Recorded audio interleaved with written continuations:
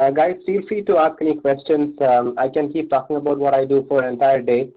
Ask questions. It'll keep it interactive, it'll keep it fun, and we'll keep things moving. Hi. I'll be talking about how one can visualize and analyze your network activities with OSU INAM. This is a tool that we developed at our lab at The Ohio State University. Let me first make my pointer into a laser pointer and then we can move forward. So this is a brief outline of how the talk is going to proceed. First, I'll introduce the problem, then talk about the design, see how the profiling affects application performance. Then we'll go into the demo where I'll log on to like a couple of remote clusters. One will be the Ohio State Supercomputing Cluster, which is about like 1,500 to 2,000 nodes in size, and show how the profiling tool works there. And we'll also try like a different cluster, like a smaller one, which is in-house. So hopefully it'll be useful to you, and we'll have some fun discussing about it. So if you look at it, there are lots of profiling tools for HPC systems. Some are at the system level, some are at the user level.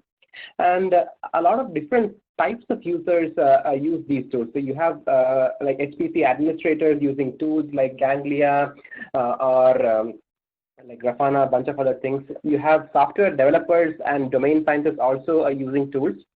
But the problem is that all of these tools provide different kinds of views. So while some give you what is happening on the network, some are able to tell you what's happening in the MPI library, some are able to tell you what's happening with the job scheduler, but none of these tools are able to provide a unified and holistic view spanning multiple domains, the communication fabric, the MPI library, the job scheduler, and the HPC application to different classes of end users. Without such a unified and holistic view, it would be very hard to correlate the interaction between applications, job schedulers, MPI libraries, and the communication fabric, and pinpoint the source of problems. So this is primarily the challenge that we are trying to solve here. We are trying to understand these complex interactions and find out the root cause for performance degradation by designing a holistic tool which gives you a full view of how different components in the HPC ecosystem work with each other. So broadly, what we are trying to do is as shown in this figure here. So let me give a quick overview of the broad project that we are working on. So the OSU INAM project is part of the larger MVAPIS project. So MVAPIS is a high-performance open-source MPI library. We've been around for quite a long time, and most of you guys in the community probably know us. And we are empowering a lot of top 500 systems in the world right now. So this is an overview of OSU INAM. So the latest version of OSU INAM is set to be released today, and these are the kind of features that we have support for.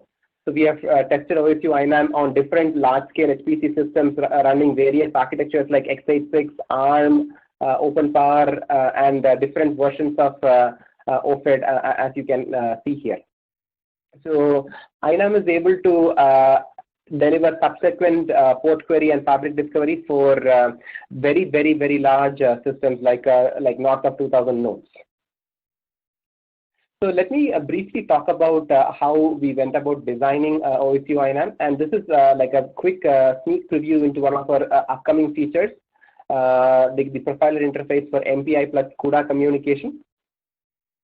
So this is like a high-level overview of our INAM framework. So the INAM daemon interacts with multiple components of the HPC system, like the job scheduler, the MPI library. It also gathers GPU profiling information using the CUPTI interface, and it also gathers the fabric information directly from the InfiniBand communication fabric. Now, all of these things are pushed into like a database. We have multiple options for the choice of a database. And finally, the user is able to view the information stored in the database through a web-based UI. And I'll be trying to do a demo of this entire workflow in today's presentation. So these were some of the challenges that we had to face while designing a profiler interface for MPI plus CUDA communication. So the challenge here was to see if we can have a low overhead GPU profiler module for identifying how the communication traffic went inside the node. Let's say, suppose you have multiple ranks and multiple GPUs on a node, which is very common on modern HPC systems. So how does the communication actually proceed? Like, does GPU 0 talk to GPU 1? Did GPU 1 talk to 2? Did the GPU 1 communicate with the host? So how are we able to like identify all of these things? So to do this, what we do is each node goes ahead and aggregates and sends the information and metrics to OSU INAM. So as we saw in the previous slide, the MPI library would aggregate the GPU profiling information and send it to OSU INAM. Now, the MPI library spaces are split into three. So the first one is the startup phase, where each rank discovers the internal topology and updates the information so that other ranks can use it. Then we'll proceed with the query phase, where the profiler thread periodically queries the various GPUs available on the system to figure out the amount of data being sent and received over the NV links on that system, as well as from the NV link or from the GPU to the CPU. So this will keep on progressing in the background while the application is running, so that we have real-time progression. And finally, when the application is ready to quit, we have the exit phase, where the ranks stop collecting the data, and the data is finally sent out to the OSU INAM process. So we also have like a profiler interface for collecting MPI data. So I hope you guys are familiar with the MPI tools information interface. So this is a newer interface that is being proposed by the MPI community to see if we can have a white box approach into profiling MPI library. So previously, if you look at let's say QMPI or PMPI based debugging and interception libraries, you would see that there is a lot of overhead in doing that. So the MPI tools-based information interface is an effort to see if we can have a white box approach to profiling the MPI library, which is much lower overhead than the current interception-based debugging and profiling tools. So we build upon the MPI tools information interface and add a lot of performance variables to monitor various aspects of the MPI communication. So a lot of MPI libraries already have support for these MPI tools information interface like OpenMPI and Ambavage 2. So we build on top of it, and we add a lot of internal timers and counters to see how much data is being sent. Now, one important advantage of this is, if you look at the existing profiling tools, they can only tell you that, for instance, an application spent so much time in broadcast or in reduce or in all reduce. It will not tell you that, let's say, for each collective algorithm, there could be like 15 or 20 different implementations of it.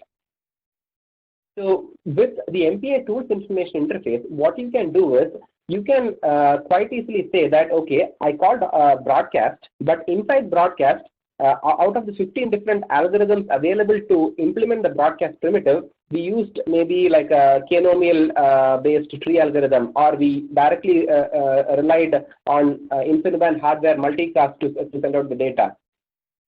So this is the kind of granularity that this sort of a profiling interface provides us, which can very easily tell us which exact algorithm was being used for what message size and what system size and what job size. So this is able to give you a white box approach into the MPI runtime, as opposed to the black box approach that we had earlier. So this gives you a lot of fine-grained information that was previously unavailable. Now, of course, the biggest question is, okay, you are doing all of this profiling and data collection. What impact does this have on applications? This is obviously being run in the context of the MPI runtime. So how does this affect application performance? So in order to do this, we went ahead and did detailed analysis and profiling of the overhead cost by doing this data collection. So as you can see, the overall time that is taken is in the order of a few seconds. So if you look at, if you compare this with the average time that an application takes, this is just a drop in the bucket. You would not even notice it.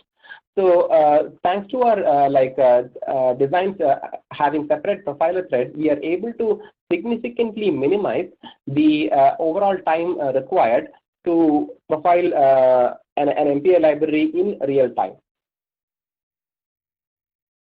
And this is how the time taken varies as the number of GPUs increases. So as you can see, again, the time is extremely small, in the order of a few milliseconds, as the number of GPUs increases. And this is how the time and for gathering GPU metrics varied across like a run of a large application. This is like an application which ran for 15 minutes. And as you can see, the average time for query is as low as a couple of milliseconds. So this is not going to have a significant impact on your end application performance, as you see here. So here we are trying to compare an MPI library which is not being instrumented to collect data using the MPI tools information interface, and like an MPI library with that support. So as you can see, all this profiling has little or no impact on the performance of real applications at a reasonable scale. We are trying to work to see if we can gather this information at a larger scale, but so far we have not seen any impact whatsoever. So before we proceed with the demo, are there any high-level questions about what INAM can do?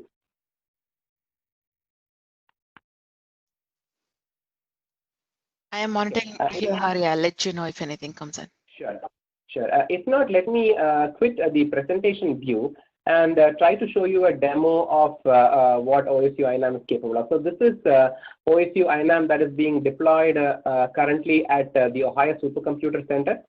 Are you guys able to see my screen here? No, Hari, I'm seeing a gray box. Okay, so let me try to share my entire screen. Do you guys see my screen now? We see it now, yes.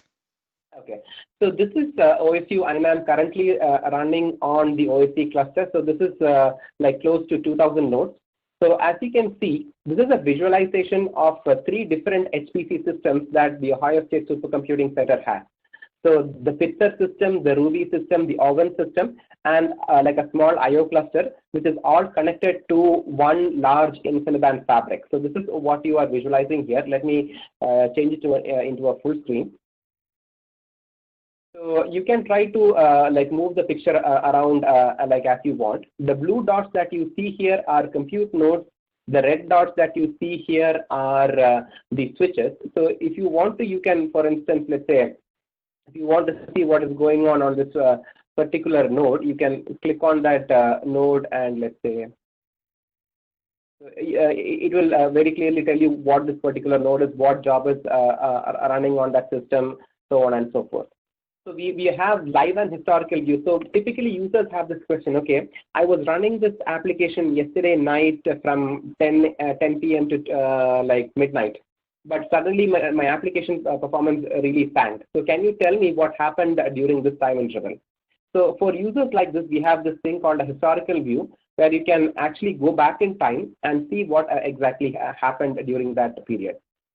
Now, the link utilization is like color coded based on the usage. So you can only select whatever links that interest you. So you can, as you can see, only certain links show up depending on what you select.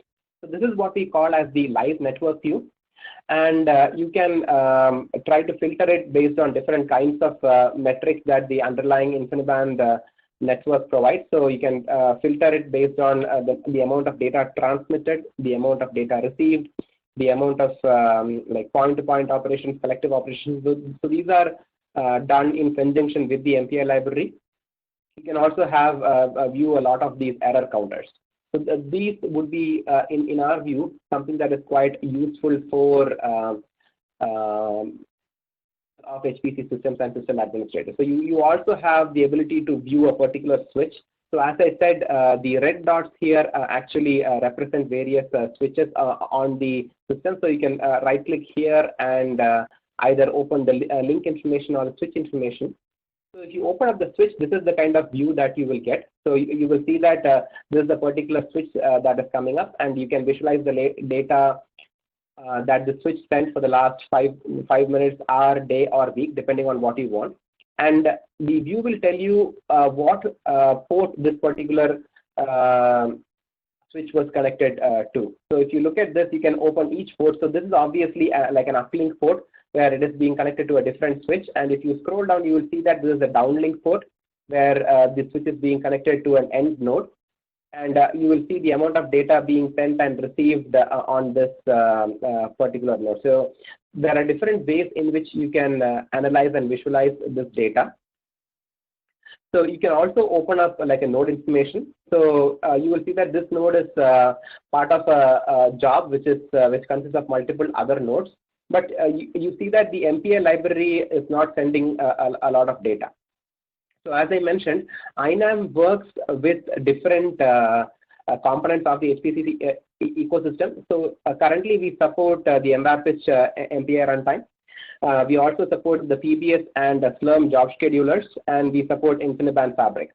So depending on what all components that you have support for, you can, like for instance, figure out that there are so many jobs running on this cluster. So for instance, if you want to figure out what this job is, you can try to visualize, let's say, for instance, a large job. So if you want to figure out what all nodes this particular job is using, you can go to the network view, filter it by job ID, and say that, hey, just show me the nodes being used by this job. So then you can have a view of all the nodes and the switches that are being used by the job and how the communication is progressing inside that one job.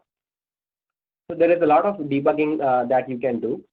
And another very common thing that application developers and more importantly HPC system administrators want is the support for notifications. So they don't want to keep looking at a particular view all the time. You would like to create a certain notifications like, hey, if my process counter byte sent went above maybe let's say 75%, please send an email to me. Okay. And you can put in some text here like process counters exceeded 75%, something like that. And if you save this, and you can save like whether you want it every single time or not. So you can save this, and then and a new notification would come up here, and you will keep on getting this notification either in your email, or you can also view all the notifications that came up recently on the notifications tab for OSU INAM. So if you click on it, you will very clearly figure out which switch, which node triggered that particular notification. So this is some of the features that OSU INAM provides and the kind of scalability that it has. Now, let me go to a different cluster, which is like a local cluster that we have at the Ohio State University. And Hari, we have a few questions on this cluster. Sure. From Karsten, which MPI implementation supports MPI-T? So OpenMPI and MVAPITCH2 definitely supports MPI tools information interface. I am not sure about Intel MPI and Spectrum MPI because they are closed source, but since they are derivatives of MPITCH and are OpenMPI, they should support MPI-T in some shape or form. But I don't know what exact, like how many number of performance variables they support. Okay. Did that answer your question? Karsten, you are unmuted if you like to chime in. Yes, he said yes. Yeah, thank you. Okay. The second question is from Kevin Brown. What is the topology of the system? Fat tree, Dragonfly? It's a fat tree. Fat tree. Okay. Thank you. So this is actually not one HPC system. So as you can see from my screen, these are three separate HPC systems. So OSC is a little different from other HPC centers. So if you look at TAC Frontera, their InfiniBand fabric is not shared among multiple HPC systems. So Frontera is one fabric, Stampede is another fabric, Lone Star is another fabric, Longhorn is another fabric. they have separate subnet managers. But if you look at OSC, what they go for is they have a very large fabric where they interconnect all of their HPC resources because they have a common IO subsystem in the backend. So these are like 3 separate HPC systems that you are visualizing here, and each one is like a partial factory. Okay, thank you. There is also another question from Arnold. Is INAM only supported with MV pitch? Can it be modified to be supported on just OFED, no MPI? Yes. So depending on the number of supported, so as I mentioned, INAM works with the with an MPI library or without it, with the job scheduler or without it, and on InfiniBand. So depending on how many supported components you have. So for instance, let's say you have a PBS job scheduler, OpenMPI, and InfiniBand Fabric. So the job scheduler features, which for instance is the live jobs page, that will perfectly work. So if you look at it, this is interacting with the job scheduler to get the job ID as well as the node count. But it very clearly says that there is no data from the MPI process because this is being run with some other MPI library. So it can work with any one of these components individually or in concert with all components. Depending on what all supported components are being used, the amount of data that you will get will differ. Okay, yeah, thank you. Thank you, Divya. Any other questions, thoughts, comments? No, this is it for now. I'll keep monitoring, okay? Okay, sure. So let me go on to a different local system. Hold on. Let me try to open up, where did that go? Yeah, here it is. So this is a local system that we have. And I would like to show you how the live jobs page works here. Okay. So again, as you can see, like even on the system, you have several jobs which are working on working with MPI libraries which are not supported. Well, just as you know, if you whenever you want to do a live demo, the thing doesn't work as you expect. So yeah, sorry about that. So apparently only the larger cluster works. The smaller cluster seems to have some issue. So we also have some other things like a database size calculator. So this is a standard question that everybody has. Okay, I'm setting up all of these things, but can you give me an idea of how much let's say disk space I would need to store all of this data? So we have this very nice utility called database size calculator, which tells you exactly that. So depending on the frequency at which you want to query the fabric, the number of switch ports that you have, the number of days for which you want to retain the data, the frequency at which you want to push the data, this will very clearly tell you, let's say, how much, like what is the estimated database size that you would need. So this is a fairly nice utility that you can use if you want to deploy INAM on your system. The other standard question that we always get from users is something like this. Hey, I like this tool, but I really do not want to deploy this on my production HPC system. Can I use and explore this in a sandbox environment and see how that works? So we have support for that as well. So this is called emulation mode. So what the emulation mode takes in as an input is the network fabric obtained by the IBNetDiscover command. So IBNetDiscover is a command that is available through OFED. And that very clearly dumps out the entire fabric information for you. So if you have that information, then you can feed that into OSU INAM, which is probably running on your laptop, and try to see how what kind of load that will cause for your system in terms of CPU utilization, memory utilization, disk space utilization, so on and so forth. So this emulation mode is quite useful for people who want to try and get a sneak preview of what OSU INAM offers before actually deploying it on their, let's say, large HPC systems. Thank you, Hari. We have about 5 or 8 minutes to wrap the presentation. Yes, I'm mostly done with the demo. Thank you for the reminder, Divya. So let me go back to the slides now. So these are some of the views that you have. So what you see here is a link level utilization that INAM can tell you. So basically on a given link, INAM can tell you what MPI process and what rank within that MPI job was actually doing the communication. So this is quite useful to see what sort of interaction that is happening on a given link. So for instance, you can figure out if job 1 and job 2 are interacting on a particular given link here. So these are again some of the standard use cases that we have. So this is the view that you will get from INAM if you have a supported MPI library which is sending information to it. And since we work in cooperation with the MPI runtime, INAM can also tell you what was the most frequently used collective operation for a job, how much data it sent at different granularities like the job level, the node level, or the process level. So all of these are different kind of views that you can get. And this is a new feature that we introduced recently, the ability to profile master IO traffic.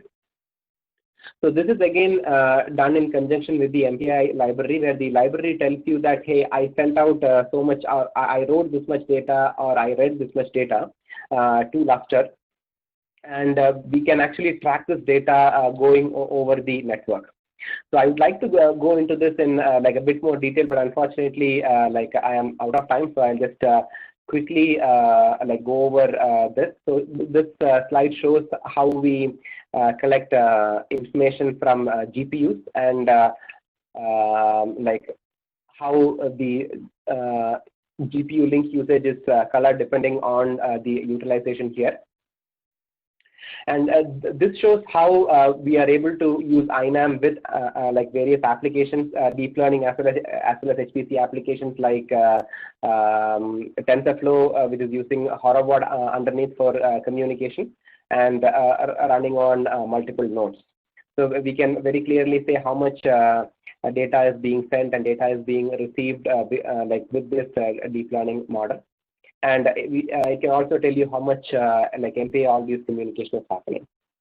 So with that, I come to the end of my talk. So what we presented here is the design and utilization of the OSU INAM tool. The latest version, which is v0.9.6, is available for free download from our website. We are working with various HPC centers to deploy INAM there. So as I mentioned, we are working with OSC. We are also trying to work with TAC, the Texas Advanced Computing Center, to deploy INAM on Frontera, which is the largest academic system in the US with close to 8,000 compute nodes and multiple levels of InfiniBand switch.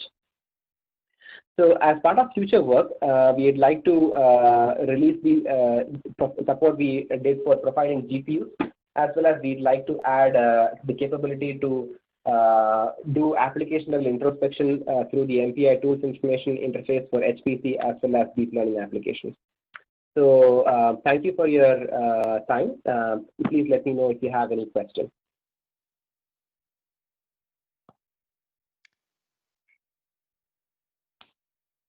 All right, let's see. I may have a question. Is this OSU fabric partitioned? If so, how? Example is that sorry, is this OSU fabric partitioned? If so, how? That is the OpenOSM partition features and P keys. Bill, I'm going to open your mic in case you need to chime in. Sure. So this is on the OSC system. Okay, so I'm not exactly sure about that. I need to go back and check with the system administrator. So I can do that and get back to you, but I think it is partitioned, yes. Yeah, interesting to see the OpenSMConf. Thanks. The partition. Yeah. Thank you. Any other questions, thoughts, comments?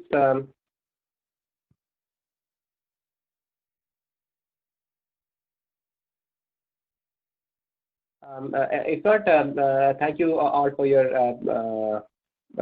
time. Yeah, thank you. This is very interesting. Thank you, Hari, for taking the time and setting up this demo for our audience. So we'll, I guess, I'm at the end of the hour, so let me wrap here.